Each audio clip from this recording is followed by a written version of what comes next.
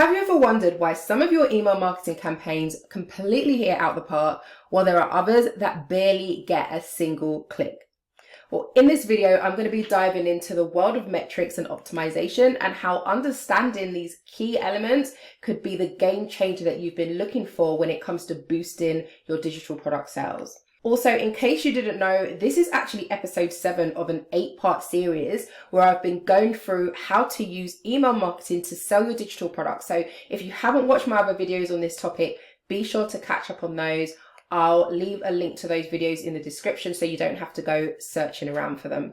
If you're new here, my name's Jen and I'm an online business strategist and I make educational videos to help you launch, build and grow your online business. But that's enough about me, so let's get into this video. So to really understand and improve the results that you get from your email marketing and the effort that you put in, you need to firstly make sure that you're tracking your metrics, and secondly, you need to be tracking the right metrics. Now, there are a lot of abbreviations and jargon out there, and it's really hard to kind of know what data you should actually be looking at. So today what I want to do is just break down some of the most important metrics that you need to track for selling digital products with email marketing. So with that said, here are some of the key metrics that you should be keeping an eye on in your business. So the first metric on the list is your open rate, which is the percentage of subscribers that have actually opened your emails. And this is an important metric to track because it actually gives you an indication of how well your subject lines and preview text are performing in grabbing people's attention. Now, having a low open rate could mean that your subject lines need a little bit of work, or that your emails are not really reaching the right audience, which means that you might need to take a deeper look at your lead magnet or your opt-in process. Now, people often wonder what percentage they should be aiming for when it comes to email open rates.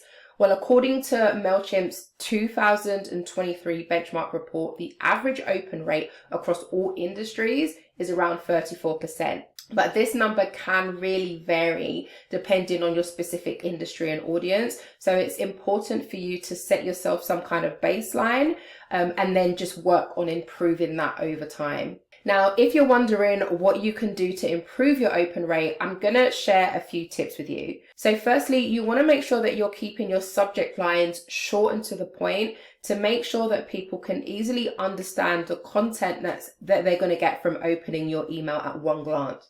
You also want to be using personalization to make your subscribers feel kind of special and to increase their interest in opening those initial emails or just your emails generally. You're also going to want to test and experiment with different subject lines to see which ones resonate the best with your audience. That could be maybe shorter subject lines, longer subject lines with emojis, subject lines without, subject lines with personalized names in them. You're going to have to test to really figure out which one of these are most effective. So most email marketing providers will offer A/B split testing capabilities to help you test this. And how this essentially works is that you would send out 2 different subject lines to a portion of your subscribers, and then the one with the higher open rate will get sent out to the remaining subscribers. So next up we have click-through rates, which is the percentage of people who clicked on a link within your email.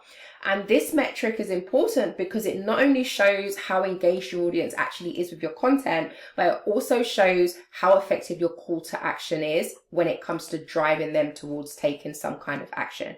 And that action can be purchasing one of your products, signing up for a webinar or event, or just downloading a freebie or something like that. So according to MailChimp's benchmark report, the average click-through rate across all industries is 2.66%. However, just like open rates, this number is really going to vary. So it's really important for you to be able to set yourself a baseline and then aim to improve that over time. So if you do find that your click-through rate is a bit low, then this could be an indication that your call to action needs to be more enticing or more specific, or that your email content just isn't resonating with your audience. And if this is the case, then there are a few things that you can try. So firstly, try adding bright colors or bold fonts to your call to actions to make them stand out more.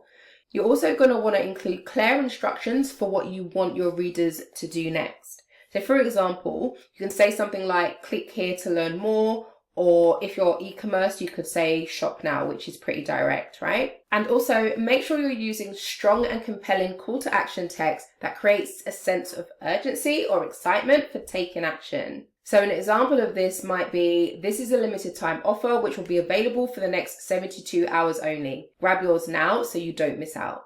So next up we have conversion rates, which is the percentage of people who actually took an action and completed a desired goal, like making a purchase or signing up for a webinar or event or downloading a lead magnet or a freebie. And this metric is arguably the most important one to track because it directly impacts your sales and revenue. Now, the average conversion rate can really vary a lot depending on your business and industry. So it's important for you to set goals for yourself based on your past performances and then aim to improve those over time. So if you do find that your conversion rate is low, there are a few things that you could try. So again, make sure that your call to actions are clear and really easy to understand, and that you're directly asking your audience to take some kind of specific action. You also want to try using social proof like customer reviews or testimonials to build trust and credibility with your audience. And then lastly, you want to be creating a sense of urgency by setting deadlines or limited time offers for your products or services, as this can really help in creating FOMO, which you know is fear of missing out, which generally pushes people towards taking some kind of action. At the end of the day, you're going to need to test and experiment with different copy and call to actions to actually find out what resonates with your audience and what ultimately leads to a higher conversion rate. So another important metric to keep an eye on is your bounce rate, which is the percentage of emails that weren't delivered to a subscriber's inbox. And this could have happened for various reasons, like them providing you with an invalid email address or spam filters kicking in. But what's important to realize is that a high bounce rate can negatively impact your email deliverability rate and result in your emails being marked as spam. So you definitely want to be clearing out any subscribers on your list whereby the emails that you send out keep bouncing. So to improve your bounce rate, all you need to do is just make sure that you're regularly cleaning out your email list by removing any inactive or invalid subscribers. Okay, so next we have the unsubscribe rate, which is the percentage of people who are choosing to opt out and stop receiving your emails. Now, this metric can be a little disheartening, but it's really important to track as it gives you an indication of how well your content is actually resonating with your audience. If you do find that your unsubscribe rate is high, then this can indicate that there are issues with maybe email frequency. So maybe you're sending emails out too regularly, or maybe they're just not relevant, or maybe you need to kind of think about the content quality and just work out how you can improve those emails. So a few things that you can do to try and reduce the amount of unsubscribes that you have are to send out a survey or a poll to ask your subscribers for their feedback on what it is that they actually want to see more of in their emails. You can also test out different email frequencies to find out the sweet spots that work best for your audience. So for example, you might find that weekly or bi-weekly emails work better than daily emails. You could also try segmenting your email list so that subscribers only receive relevant content that's pretty much based on their interest or past interactions with your business. So for example, if they signed up initially for a lead magnet that focused on a specific niche or topic that you cover, you could set up a segmented list so that you only ever send those people emails and offers that are related to that specific topic. And finally, always make sure you're providing relevant and valuable content that keeps your subscribers engaged and interested in what it is that you have to say. Now, one thing to note is that you will always have people who choose to unsubscribe from your emails, and that is absolutely fine. That is okay, and it's very normal because not everyone is going to be, a perfect fit for your business or brand. The goal is to really focus on retaining the subscribers who are truly interested in what it is that you have to offer. And then lastly, we have revenue per email, which measures the amount of money generated from each email sent. So this metric takes into account all the aspects of your email marketing, which includes your open rates, your click-through rates, your conversion rates, and more. And Tracking this metric can really help you to understand the overall effectiveness of your email marketing efforts to pretty much help you make adjustments and improve your results. So if you're wondering how to track revenue per email, you can do so by creating an Excel doc or a Google Sheet to record the revenue generated from each email campaign. And then you would create a formula that divides that number by the total number of emails sent out. So this is going to give you a clear picture of how much money you're actually making per email sent. You can also track revenue generated from specific email campaigns or promotions to get a better understanding of the products and promos that are actually generating the most revenue for your business. So to increase your revenue per email, a few things that you could try are you could offer exclusive promotions or discounts which are only available to your subscribers to try and incentivize them to make a purchase. You could also try personalizing your emails with dynamic content based on the subscribers' past interactions with your business. So for example, you could mention their name, you can highlight items that they've previously shown an interest in, or recommend products that are based on their browsing history.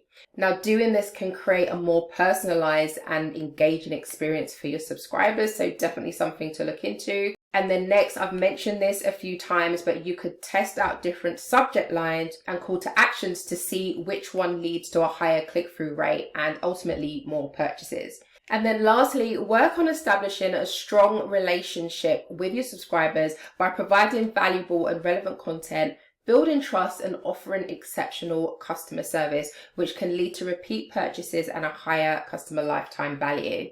Right, if you need help with any of these metrics, I have created a free email marketing guide that covers everything you need to know about email marketing for your digital products. And you'll find the link for that in the description below if you want to grab it. Overall though, keeping an eye on these 6 key metrics I've mentioned in this video is what's really going to help you to understand how effective your email marketing is so that you can make better decisions to improve your results. So you want to be setting goals based on industry benchmarks and also past performances, and keep testing, test, and experiment with different strategies to see what works best for your unique audience. If you found this video helpful, please give it a thumbs up and subscribe to my channel and hit the notification bell so you don't miss out on the final part in this series, which is about integrating email marketing with other channels for selling digital products, which is pretty important because a multi-channel approach can dramatically increase your reach and sales. So I'll see you in the next video.